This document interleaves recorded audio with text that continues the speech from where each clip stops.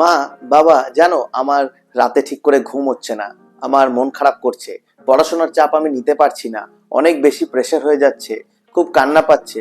ধুর, এই বয়স থেকে আবার এসব কি? কান্না পাচ্ছে, মন খারাপ হচ্ছে, এসব আবার কি? কম বয়স, উড়ে বেড়া, সবকিছু কর, সবাই পড়াশোনা করছে, কেন পড়াশোনা করতে পারবি না? পড়াশোনার আবার চাপ কিসের রে? এ তো সবাইকে করতে হয়।